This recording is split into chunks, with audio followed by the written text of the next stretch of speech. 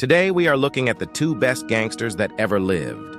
Make sure you watch till the end to find out who was more powerful. First up is Al Capone.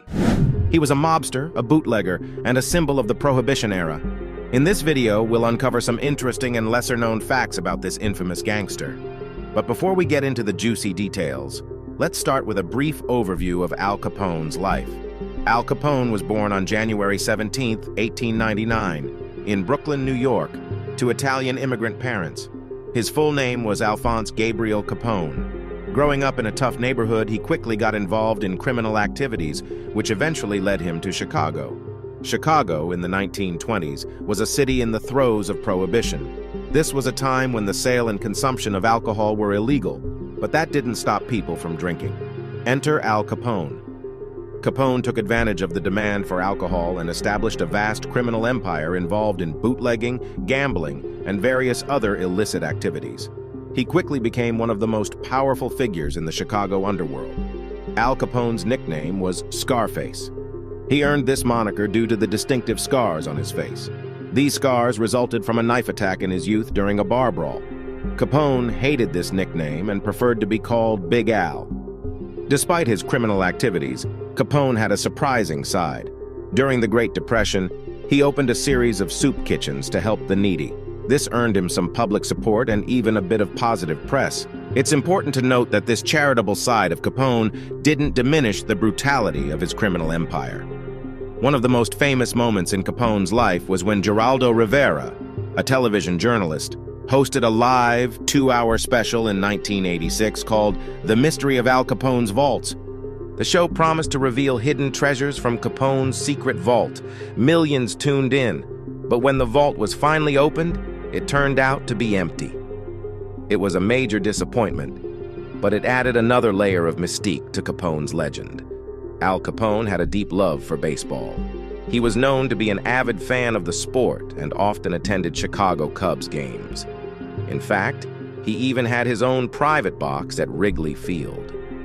Capone's passion for baseball served as a surprising contrast to his criminal image.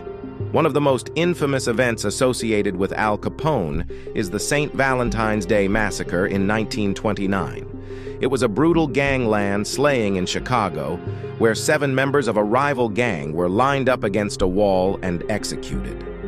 Although Capone was widely suspected to be behind it, he was never officially charged.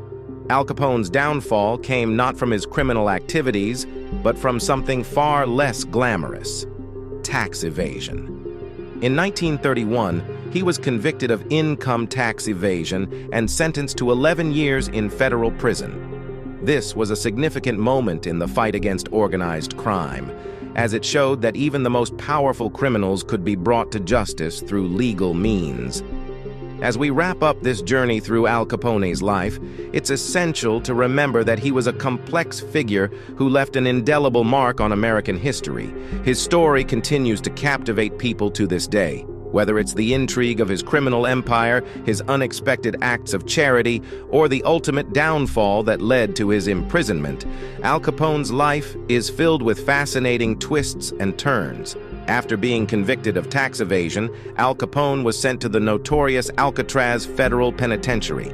His time on The Rock, as it was known, was filled with restrictions and isolation.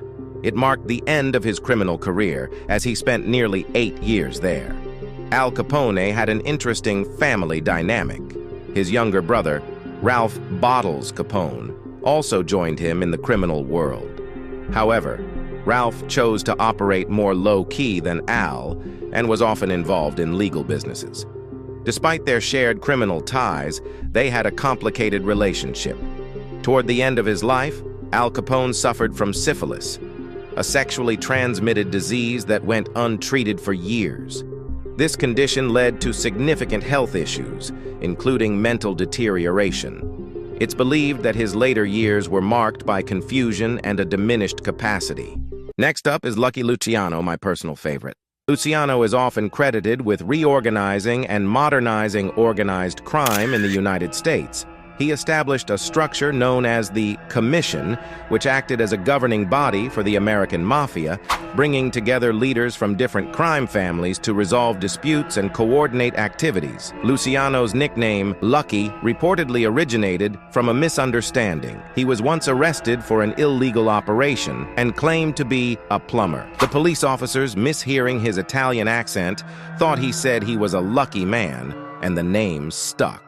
Anyways, Luciano was heavily involved in the prostitution racket in New York City. He controlled a vast network of brothels and was known for his ruthless tactics in expanding his operations, including coercion and violence. Luciano expanded his criminal empire into narcotics trafficking, particularly heroin. He formed alliances with other crime bosses, including Meyer Lansky and Benjamin Bugsy Siegel, to dominate the lucrative drug trade. In 1936, Luciano was convicted of compulsory prostitution charges and sentenced to 30 to 50 years in prison. However, during World War II, he struck a deal with the U.S. government. In exchange for his assistance with the war effort and ensuring the safety of the New York docks from sabotage, his sentence was commuted. He was then deported to Italy in 1946. To think Lucky helped during the war is nuts.